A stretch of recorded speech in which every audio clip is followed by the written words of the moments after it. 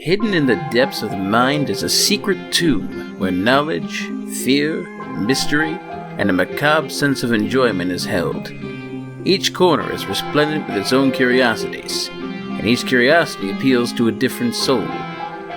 You're listening to The Crypt of the Unknown, a podcast that discusses the realms of the horrific and the fantastic in print, games, or on the screen. And now, introducing you to the Guardians of the Crypt, your tour guides. Here are Webb and Stefan J.D.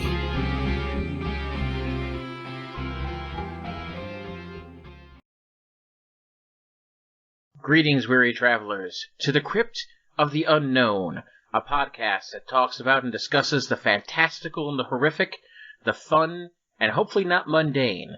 I am Webb, the Critical Android, and joining me, my friend, my colleague, my fellow gravedigger, Stefan J.D. Hello, signing on.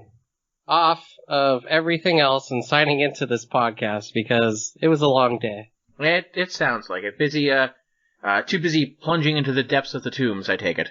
A lot of grave digging. Well, you gotta leave things like you found it, right? Right. So you gotta dig those graves, then put them back in. Just take the heads. You move the tombstones!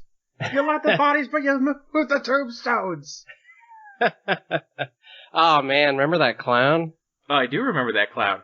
That scared the piss out of me when I was younger. I like how you changed from to piss, like less than a syllable. Well, I was taking a drink of something, so I was like, I had to get the saliva back in my throat so it didn't drool.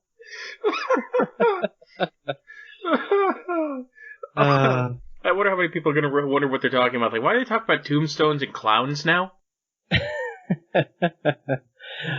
Carol Ann. Oh my god, my mother loved that movie. Poltergeist, by the way, for those who don't know what we're talking about. Yes. Loved that first movie. And then the series just got really bad from there.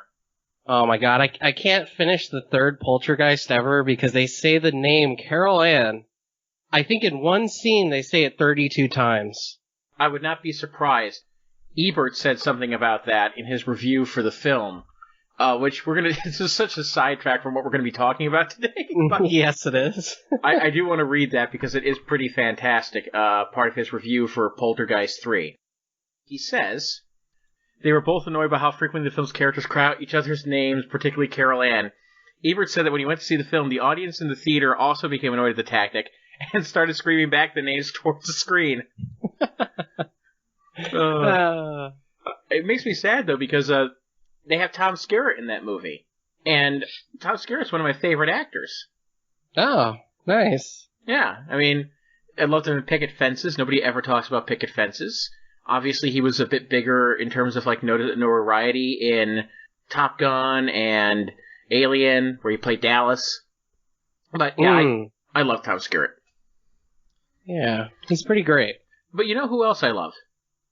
Oh, tell us. Like you don't know what I'm going to say. I'm going to be shook. Let's go. I love Green Arrow.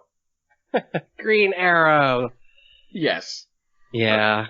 So, when did you first get into, or even see Green Arrow? Because for me, it starts, I want to say, early 2000s when this comic book came out. Not specifically this one, but what about you, Webb? For me, it was specifically when I finally got around to watching Justice League Unlimited, the DC Animated Universe series.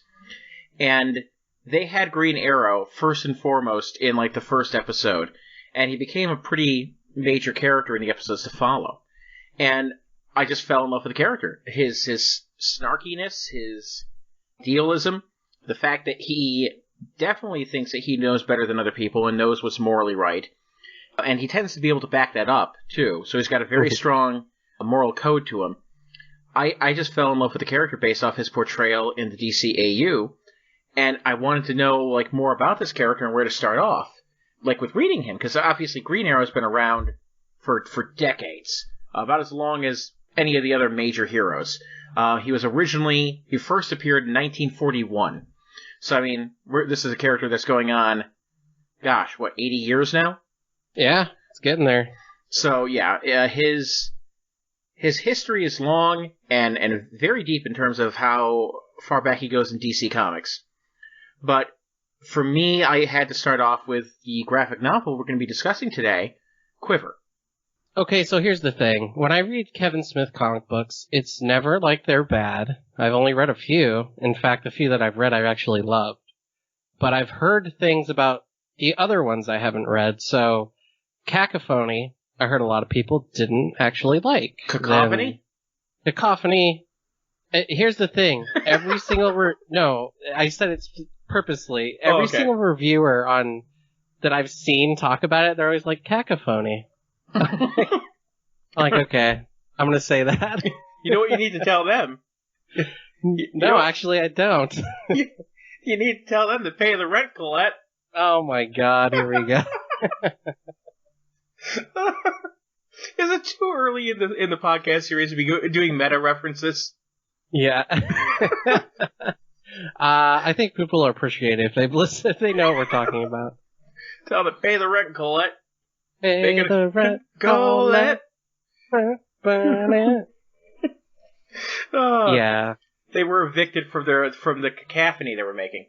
Yes, exactly. So, Kevin Smith's writing, in my history, I've read the Daredevil story he wrote with, I think it was Joe Quesada doing the art, and it was with Mysterio, Daredevil vs. Mysterio, as you find out in the twist ending.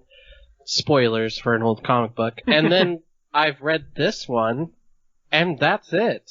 There was, again, the Batman ones, but I just haven't gotten around to them. So this one and Daredevil were actually really good. So, that's the only thing I've read. I think he's written other stories for other superheroes, though. Oh, and his Green Hornet. What about you, Webb? For me, I did read Batman Cacophony, and... It just gets more ridiculous as we mention it. Yes. So, I actually enjoyed that. It was a fun little story. It wasn't... maybe people were expecting too much out of it. I picked up The Widening Gyre, but I have not read that yet. That one apparently has received criticism, but part of that criticism can be laid on the fact that he never finished it. They did like half of the intended story, and then they never picked it back up. Because sometimes Kevin Smith is terrible about finishing what he starts. Mm-hmm. He's had so many projects abandoned, like it happens. Yeah, that's actually the story behind the Daredevil one, too. He had promised Marvel, that he would write the story, and then he's like, you know what, I don't got time for this. And they're like, no, fuck you, Kevin Smith. You do have time for this. You told us you were writing a Daredevil story. You're gonna write a Daredevil story. And then he, overloaded it. And he also did that in this comic book. Not that it's bad, but you definitely get your money's worth in dialogue and interaction and, narration. Oh my god, you do. I mean, this is... For those who aren't familiar with Quiver, there's a lot of backstory behind this comic that makes it interesting. In particular, the fact that Kevin Smith was finally getting the chance to play with a hero who he really enjoyed. And at the time of this writing, Green Arrow was dead. He had been killed in an explosion trying to, dismantle a bomb from a plane. Guy got, wiped out, sacrificing himself. It sucked. So, too bad for Green Arrow. But this was Smith's attempt to bring him back.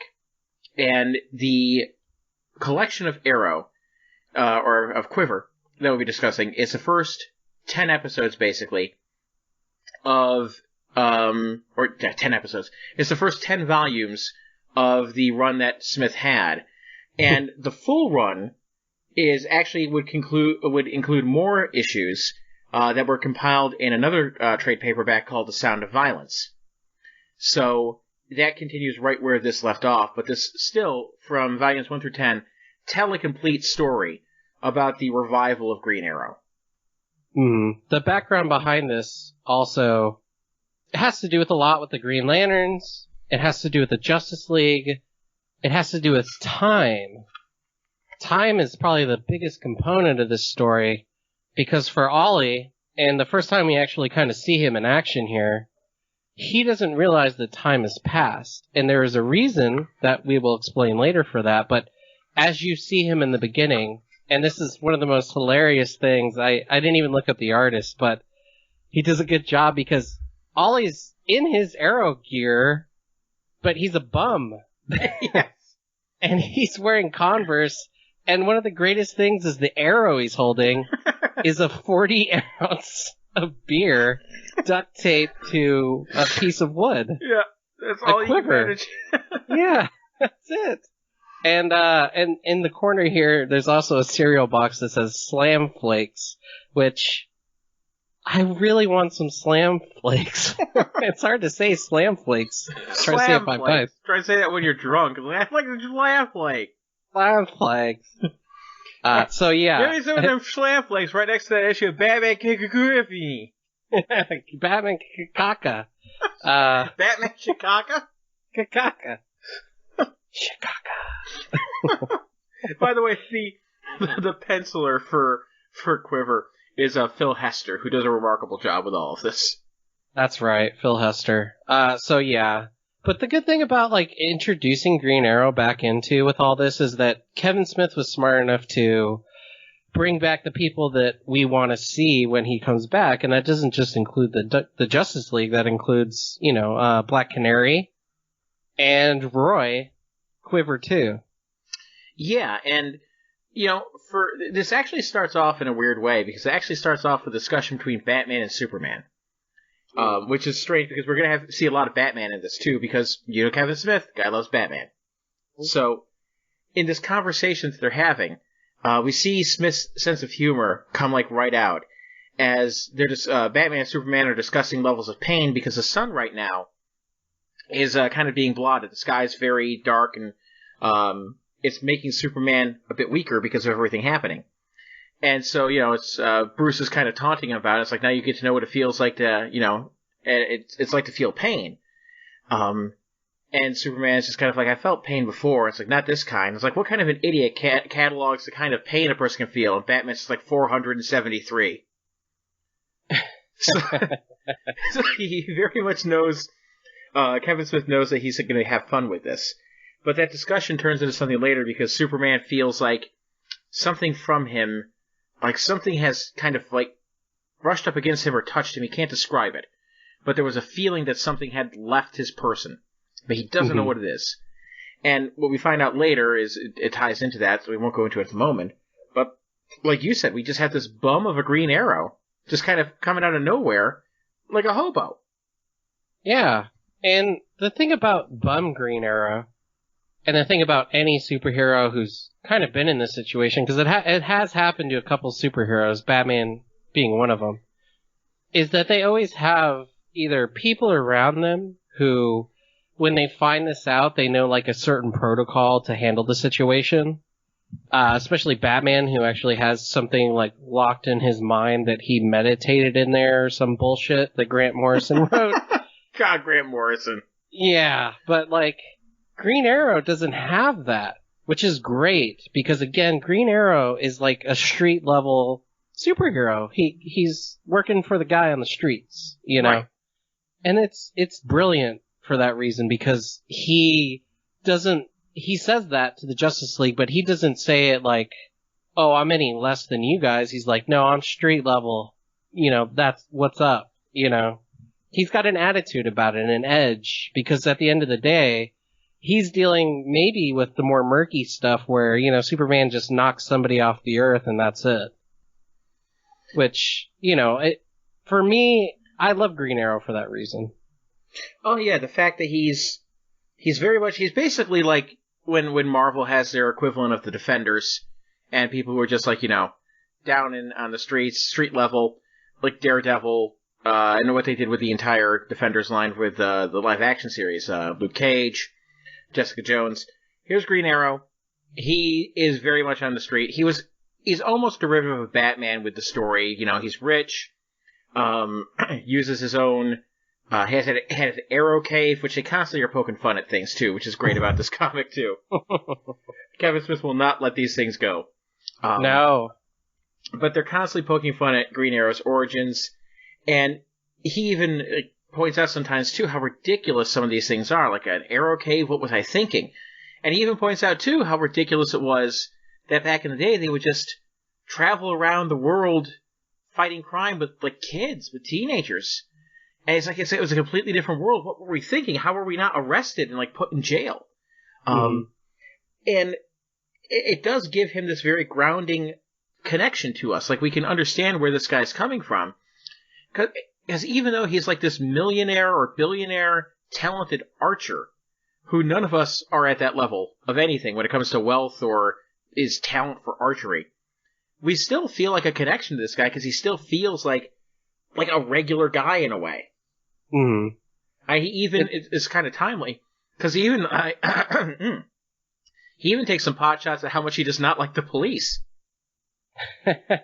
Yeah, that's digging deeper into, I think, his history too, because if I remember correctly, that works towards a lot of his like bigger stories that he's had run-ins with how the law works in certain neighborhoods and how certain people are treated. Oh yeah, he's downright socialist in terms of his political leanings. He's incredibly liberal, and it makes him more interesting because he won't shy away from like a political issue in terms of, like you find out in later issues, he's taken on a corporation because he's not happy with the way that they are basically gentrifying the area. So he's taking huge issue with that. And unlike Batman, however, was just like, I don't care about politics, I just care about fighting crime. But Green Arrow's like corporate bastards trying to come in here and take this place over. Shoot an arrow in your ass.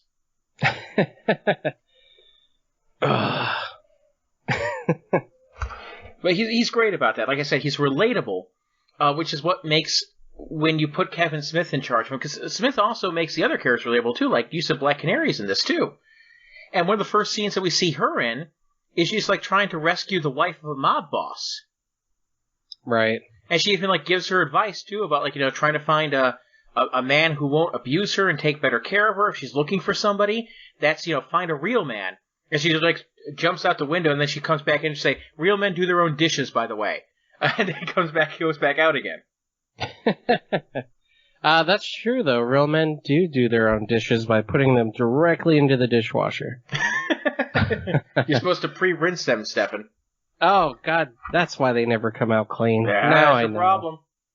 Yeah. One of the greatest things, though, if you're really going to do a big bombastic story about a superhero that people, it's not that they don't care about Green Arrow, it's just that he's not as well known as Batman or Superman. So, in the case of this story, you gotta have, some supporting characters. And aside from Diana, the Justice League, Clark, Martian Manhunter, Green Lantern, everyone, Aquaman. That's great, though. Yeah, we're gonna get to that. It's one of the greatest. I laughed a lot during this book. And so did I. It works so well. But there's also somebody who, I think if we explain once, then we'll never have to say it again. This character is Etrigan. Oh, yes. God, I love Etrigan. One of my favorite comic book characters of all time. Yes. And Smith uses him so great in this. It's almost like this is where Smith is almost inescapable from his Catholic upbringing. As we can see in a movie like Dogma, he uses religious theology in a number of ways, and he does that here too, because as we've mentioned, Ollie's back from the dead, and that isn't just something to be taken lightly in Kevin Smith's world here, where superheroes come back all the time. As even pointed out at one point, I think this girl that we run into, her name is Mia, who we'll talk about her a little bit more later, but points out that what's the big deal about a superhero dying? Don't they come back all the time? It's like, Ollie was like dead, and somehow yet he still came back. Mm-hmm. And as we'll find out later, this has consequences for a lot of people in terms of like how they're viewing this. Like some of the Justice League are just happy as all shit. Batman is just like mystified and said, there gotta be a reason for this. People just don't come back alive.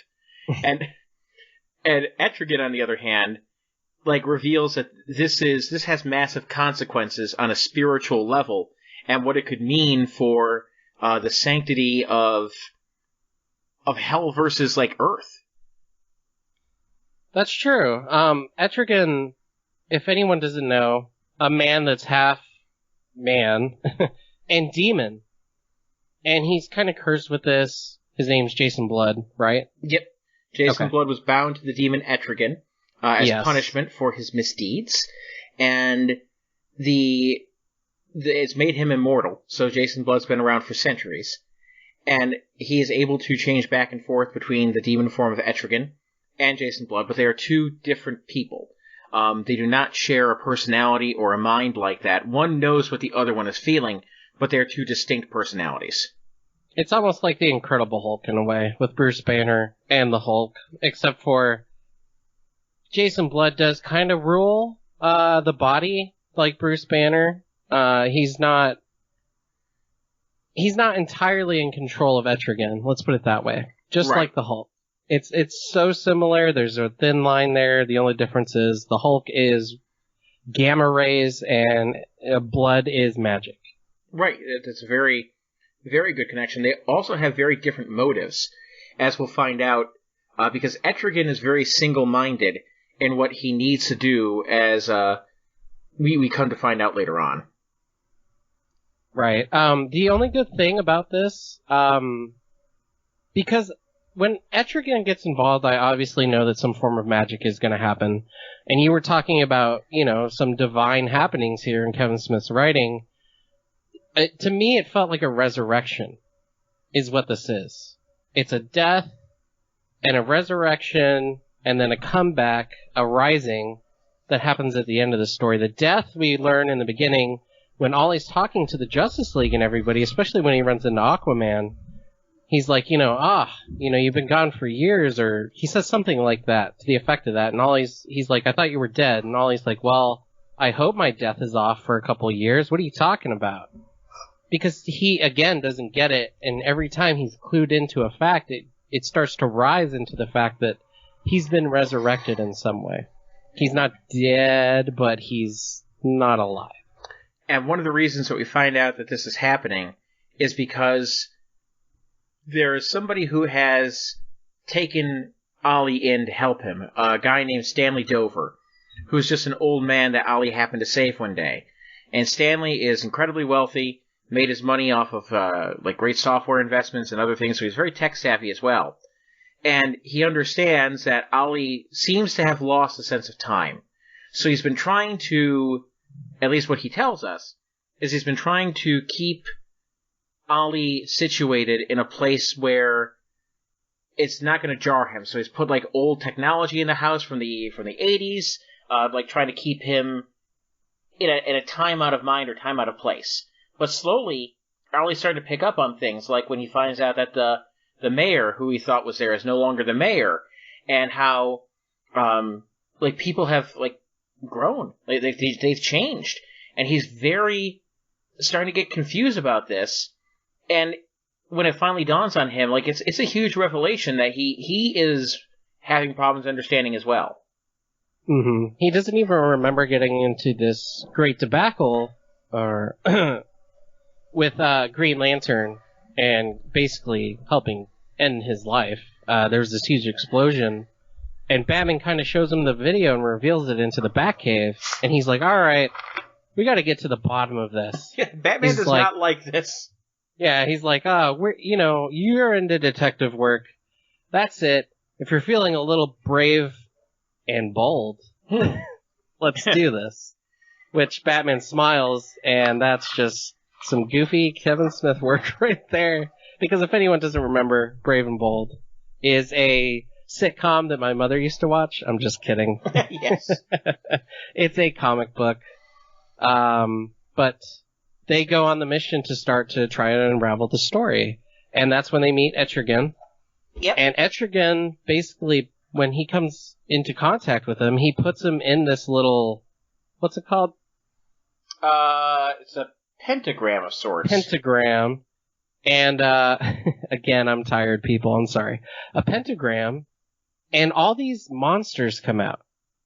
And what they're doing is they're trying to send Ollie, if I remember correctly, back to this plane of existence where he can start to rekindle his memories and talk to himself. Except that is not Etrigan's true intention, as we find out. Right. And here's the thing that makes it so interesting and multi-layered in terms of, like, almost existentialist. Ollie did die, and his soul is in heaven, where he's been for some time now with other people, including the original Flash, Barry Allen, and also, I think the original Green Lantern, Jay Garrick. Yep. And they're all just having themselves a time. They love it up there. Ollie's just like, shooting arrows, and they even see a robin fly by, and not a bird, mind you, but Jason Todd. There's this great line where Ollie's out there looking, and it's like, is that Robin?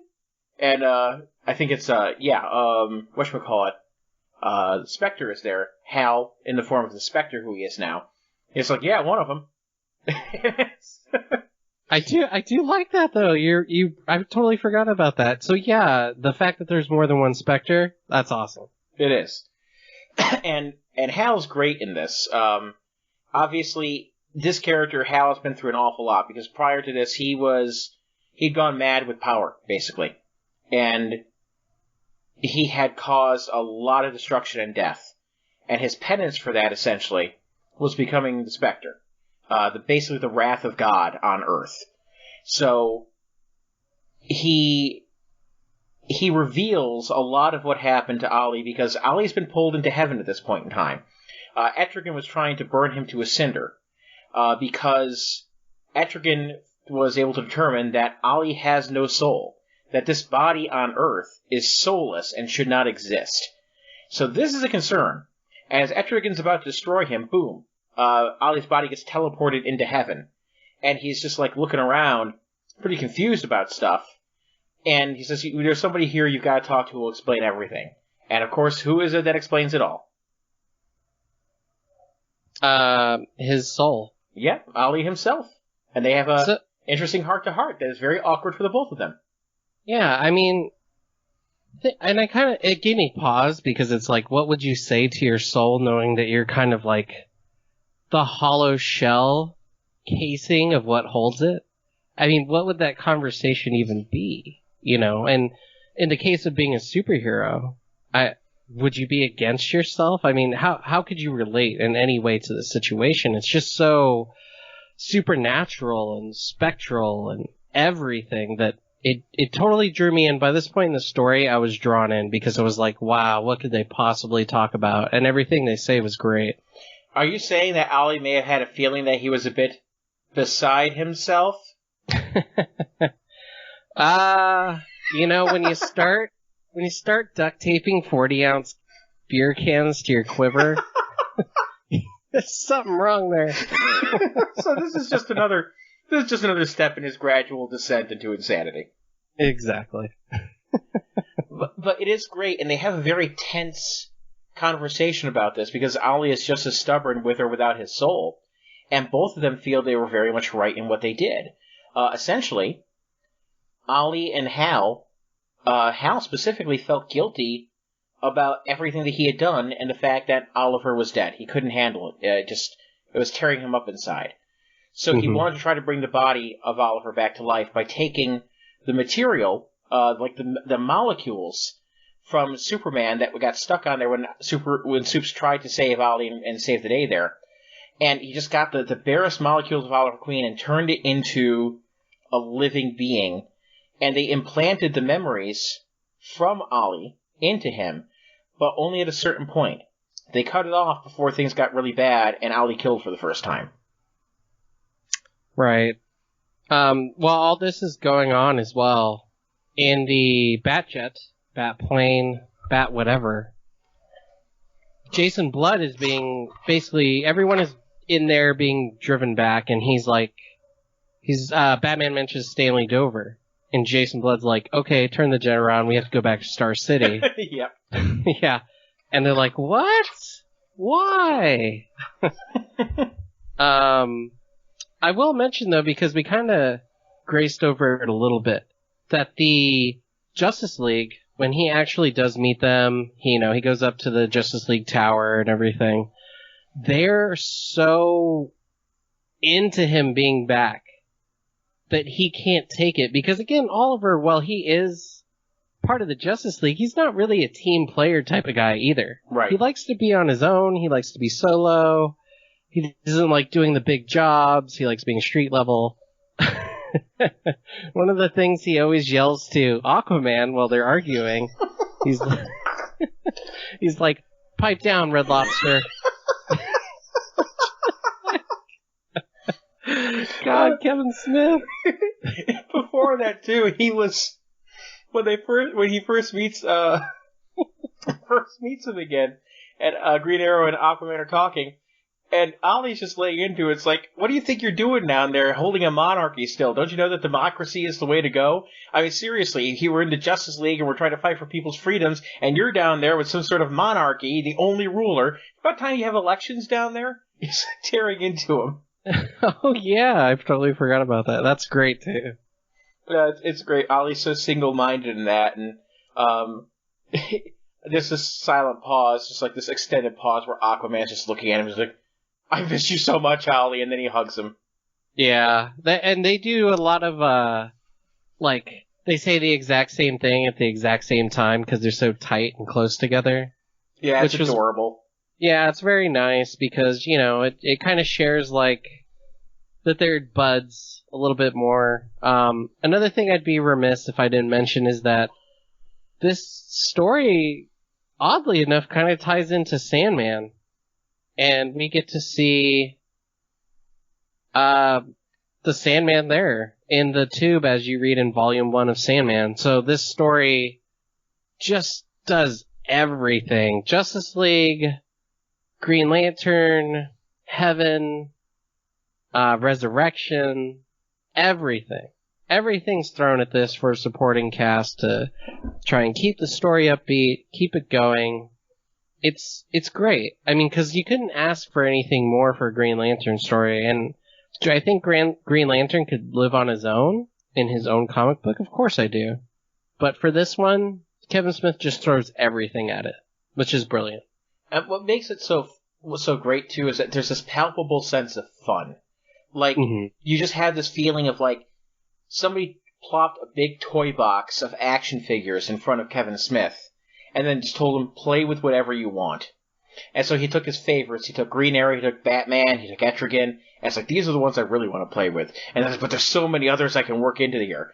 And it's just this great sense of fun of what he's doing with it. And then he even creates, like we mentioned, some of his original characters for this, including Stanley Dover, who's at the heart of all this, even though we don't know it at first. And also a young girl named Mia Dearden, she's a hooker that Green Arrow saves. She's a young teenage prostitute. This gets like very, very raw, but she's portrayed very well. She's written very well. And Ollie is basically trying to save her from the sex trade and offering her a place to stay with her and Stanley. And, she very much appreciates everything that Ollie's done. And she starts to become very attached to him. And it's great to watch that kind of a bond grow because it's anchoring Ollie down. But we also get to hear bits and pieces of Stanley, and he's not everything he's meant to be through some of the interactions that he has with Mia. Yeah, for some reason he acts incredibly gay through the whole story. Like, not like happy gay, but like gay. Well, and he mentions, as we find out from Stanley, it was all an act to try to get onto Oliver's good side. And Ollie even asks him, like, well, why would you act gay to do that? It's because you're a liberal, like your sense of liberal guilt. It's true.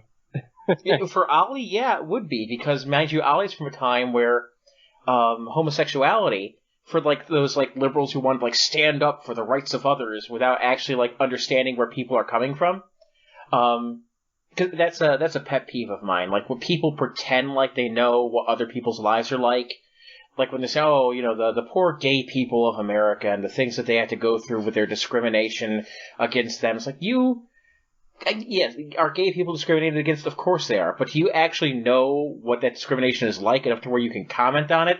Mm-hmm. Shut the hell up and sit back down. Let other people who've actually suffered through discrimination tell you what it's like. But that was a stance, especially among the rich elite like Ollie. So, of course, he would have this sense of guilt, like, we need to do something for these gays in this country. And that's why Stanley Dover was playing on that, to get on his good side, and it worked. It worked so well. And, even Stanley Dover, his whole mission, he's going to sacrifice both of them for his son, who we'll talk about in a minute. Oh, this gets dark. Oh, it gets real dark, but I just laughed my ass off when Green Lantern's son shows up. And he's like, Wait, Lantern or Arrow? Oh, sorry, Green Arrow's son. And, he shows up, and Ollie's like, Stanley Dover's like, who is that? And Ollie's like, sounds like the cavalry. And there's this huge explosion, and Stanley Dover's like, what the? And he gets an arrow shot at him. And Green Arrow's son shows up, and he's like, yeah, I'm here to save my dad. So, like, get your damn hands off him, bro. That's a definitive Connor Hawk. That is his voice from now on. Yes, and Stanley Dover's like, sticks and strings may fly sharp things, but a bullet will always kill ya. I love that. He's like, great, another chatty bad guy. Mind you, Connor Hawk's been growing up in a monastery for years. I love the monks, bro. That's all I hear when I read his dialogue, and I'm not trying to be mean or subversive, but he's just Green Lantern, but younger, and like, I don't know, it's goofy, but it's fun. Well, and that creates an interesting thing that develops too, because Oliver didn't want his son to like take up this role in life, but he had to after Oliver died, because he wanted to like, keep the Green Arrow mantle going, so to say. Mm-hmm. But there was already somebody to do that in the form of Roy Harper, Speedy, beforehand. So, and Speedy would later become Arsenal. So you've got already like a Green Arrow in the sense that you still got Roy Harper around, but here comes Connor.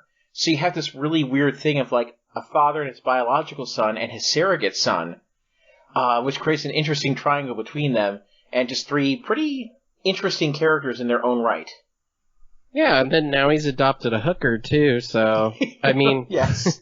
He's just got so many people in his life. Again, supporting characters. But, in the context of this story, I just can't say this enough. It works so well.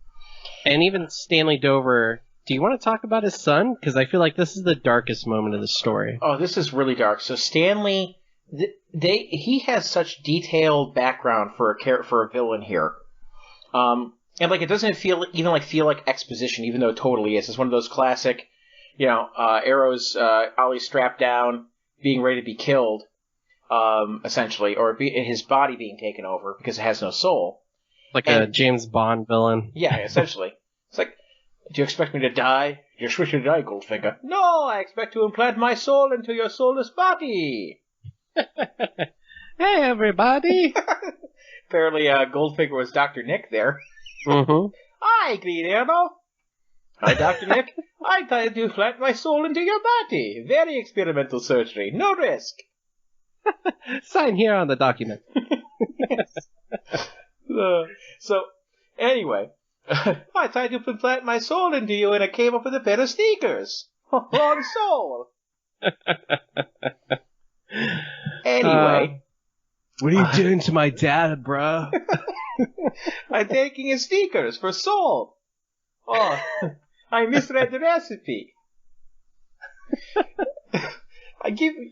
Okay, so Stanley Dover, interesting character, in that he and his wife apparently fell into Satanism like sometime back in like the 40s or the 50s or something. And he became obsessed with it in terms of realizing that there was a kind of power to it that was real beyond what other people thought was, real about it. Other people were just in it for kind of like, the rebellious phase, like adults with like a midlife crisis trying to break away from things. But he became entranced by it, to the point where when his wife announced that she was pregnant, his first thought was like, good, a virgin baby blood so that we can sacrifice it for eternal life. Apparently, this rubbed his wife the wrong way, and she ran off, just completely left him. So, he just kept going around searching for eternal life. And then later, apparently his daughter, who he didn't know he had a daughter, but she came back because her mother died and he was the only family that she had left. So he played the doting father and whatnot, only to find out that he would end up having a grandchild. And his grandson would keep talking about, like, he had to babysit the grandson. And this gave him a chance to, like, he was doing these rituals to try to draw out the beast, so to say. A beast that he could have as like almost like a familiar of sorts, to draw on like this insane power.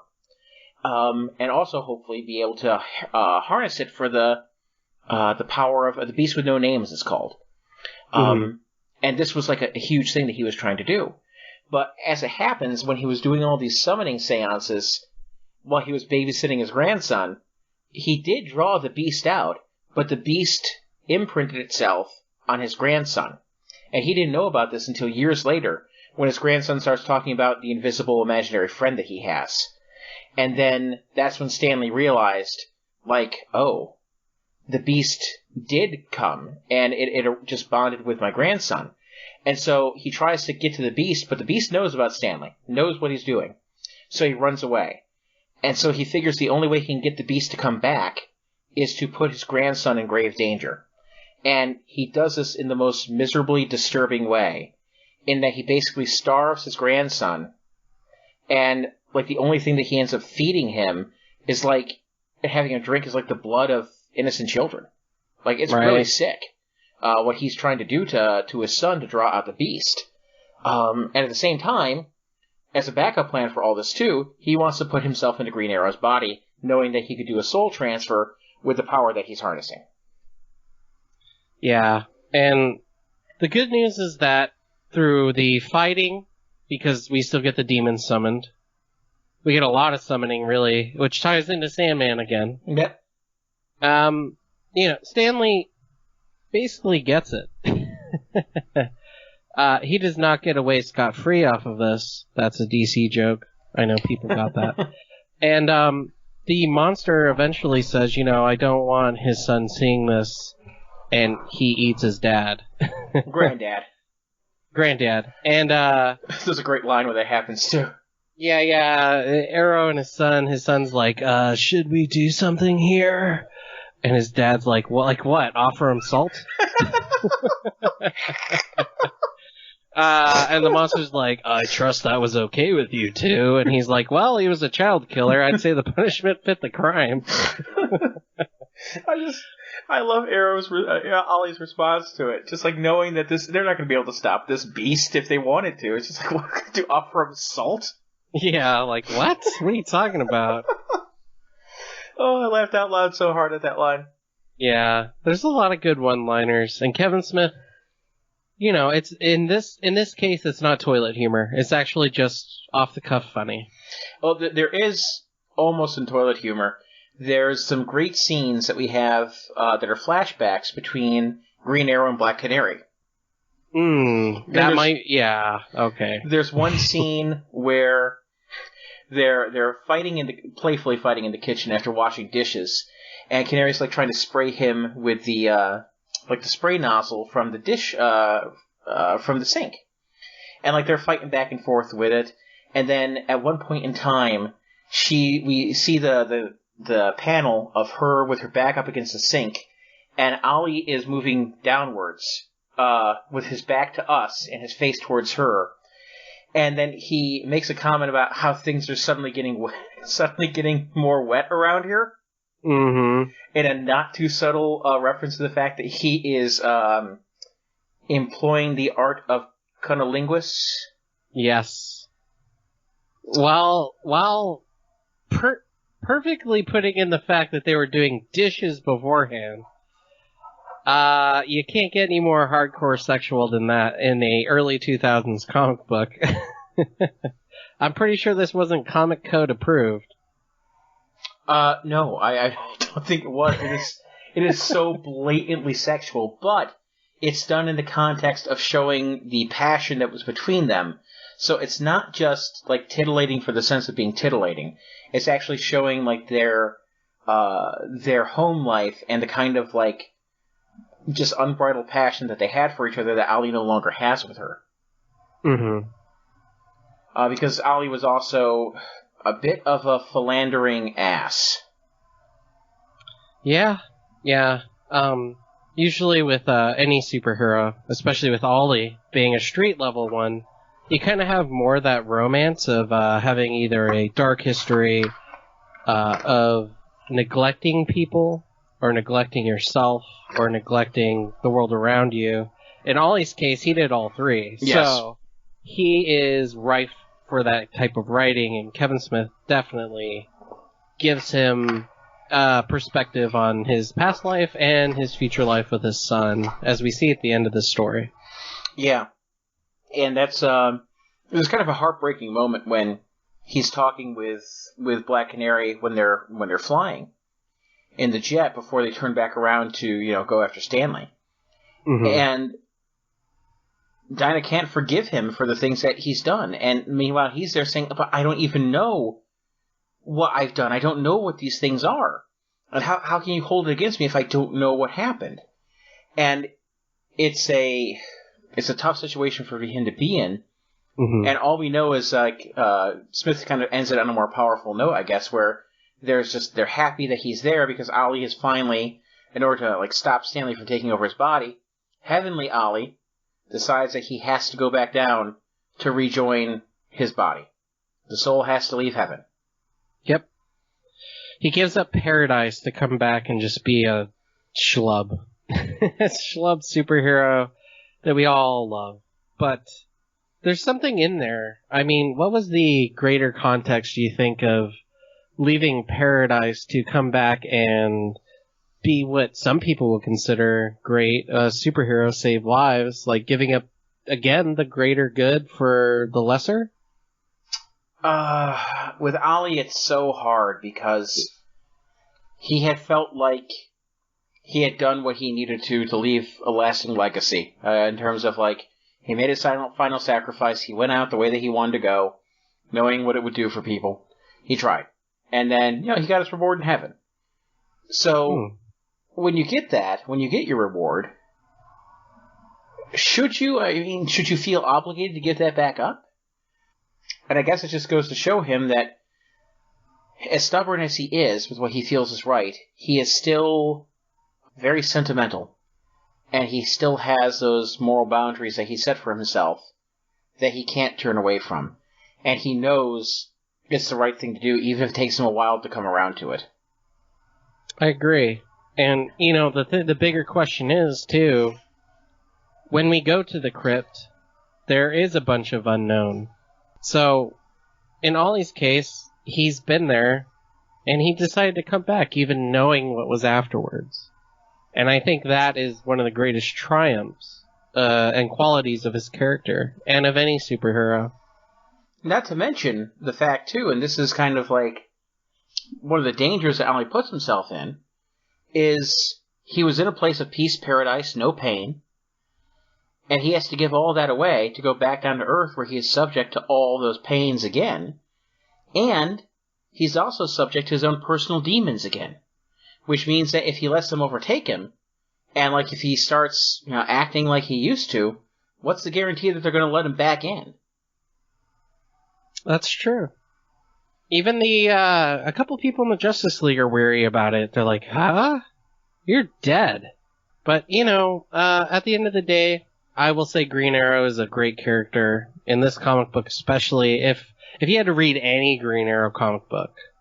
I mean, there's certainly others to go off of. My first introduction, I didn't mention earlier, was Green Arrow Year One in the early 2000s. I think it actually came out after this, but... It did. Yeah, but this one specifically, I would point to is even better than that one. The only thing that makes it a little tough at first is that there's a lot of references to earlier events. But I'll tell you this, when I first read it, I didn't know about any of the earlier events, and I still loved every bit of this. Yeah, and if anything, it gets you more interested in reading more comic books, especially Green Lantern, who I'm not going to talk shit about, but I'm not a big Green Lantern fan. I have a Green Lantern ring.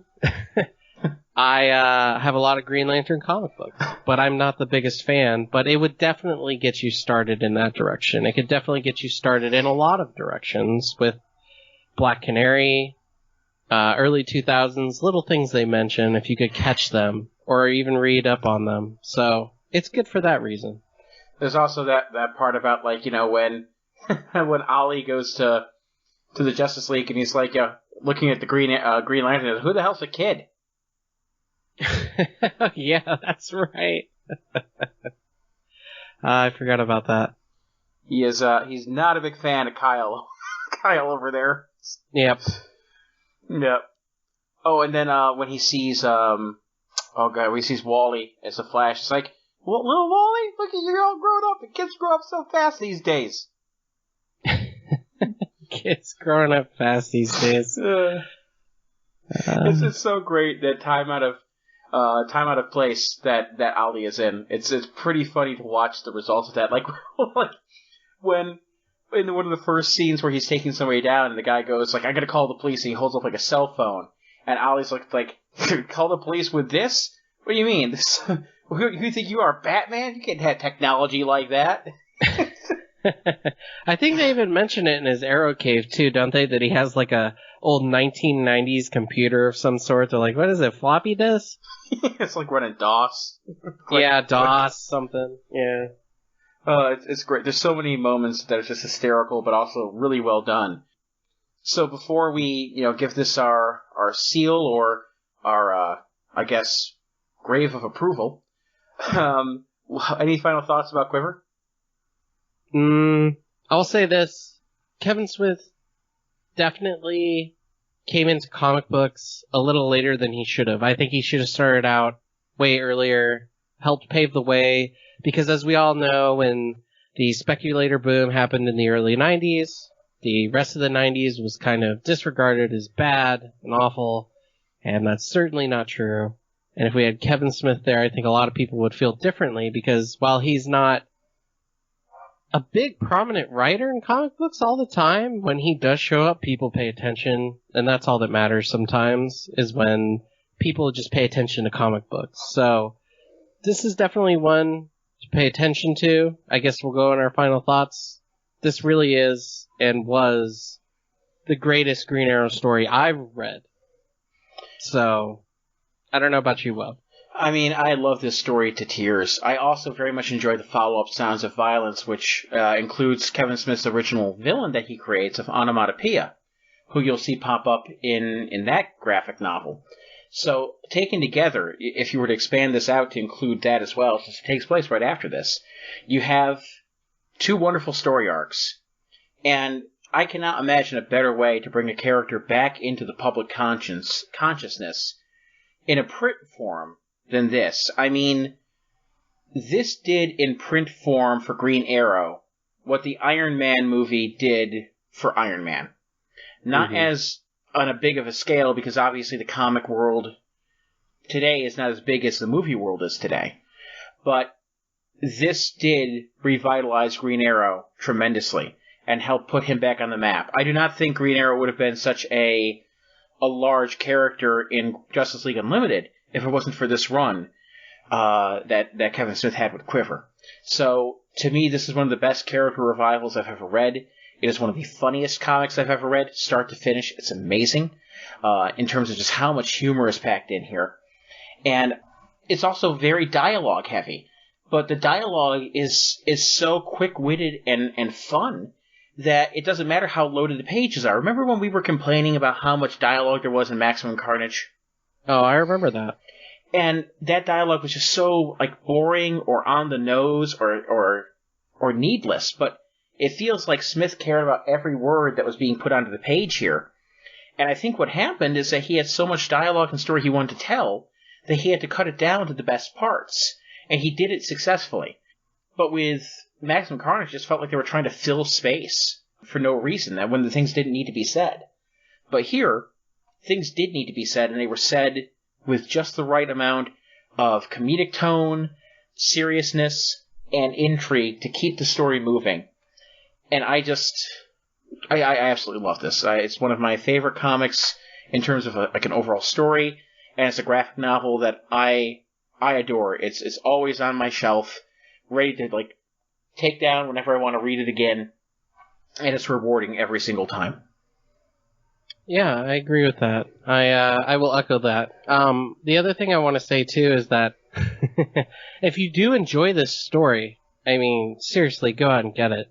And if you do enjoy it, and you like Batman as well, and you read this other trade paperback called Hush Returns, it actually has a callback to this trade paperback. So if you're interested in the Batman character Hush, absolutely read the first one, Batman Hush. But if you like Hush enough to go into Batman Hush Returns, it actually has a callback in that trade paperback to this one, and that is comic books. There is some form of continuity. It's not always the best. They do try. But going and reading Hush Returns, let's say I read that, I think when I was 18 years old, and now I read Quiver this year, that blew my mind. Yeah. So, it's comic books. You're always going to find some little thing in there, some little callback, and you may not know it at first, and this one definitely has a lot, but they're always worth discovering. It's brilliant. It really is, and just one more quick shout-out, too, because as much as we praise Kevin Smith, Phil Hester, who did the penciling on this, also deserves a world of credit for making these characters really stand out and come to life in a wonderful way. That from the hobo Green Arrow to the Etrigan foaming from the mouth from a fire extinguisher arrow. I think he even does when they go to this rich guy's party, in the background there's this gimp on a leash. He goes all out. Yeah, there's some great little touches in the background. That's, again, another thing. Some of the background things that happen in here are great. Like that Robin swinging through the background. It's amazing. Yeah. Is that Robin? One of them. One of them. Like I said, it's just a lot of fun. So when it comes to whether or not to keep this crypt open or closed, God damn it, open this crypt and keep it open. It will always give you back returns on your time. Yes, this humbly surprised me, so I agree. All right. Well then, we'd like to hear all of your thoughts on Quiver. If you have read it, did we make you want to read it? Did you prefer other Green Arrow stories? If so, which ones? Because we'd like to experience those too. And if you'd like to contact us about it, obviously the YouTube channel here in the comments is one way to do it. Or you can get me on Twitter at Critical Android, or through email at thecriticalandroid, thecriticalandroid@gmail.com. And Stefan JD, my friend, where can they find you? Yep, I am Cyberpunk Holiday. That is holiday, as in Labor Day. Cyberpunk Holiday on Instagram. All right. And what can they see on there, too? Because you showcase some stuff on there, don't you? Okay, so here's the thing. I do some art. Again, you I feel like I do. I got a cacophony of art. I hate you so much. God damn you, I hate you. We all gotta pay the rent, but very soon. I do have some art on there. Here's the thing. I know I'm not the best artist in the world. I do try. There's some cool shit. Come check it out. Oh, God, company.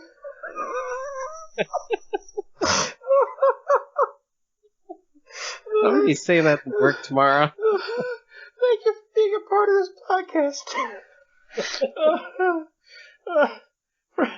Oh, God damn you. From myself, the Critical Android, and Stefan JD, Thank you again for being a part of this podcast. So for now, travelers, I can't get the lines out right anymore. So from us to all of you travelers, thank you for discovering us. And until next time, the crypt is closed. Even that means you too, Red Lobster. I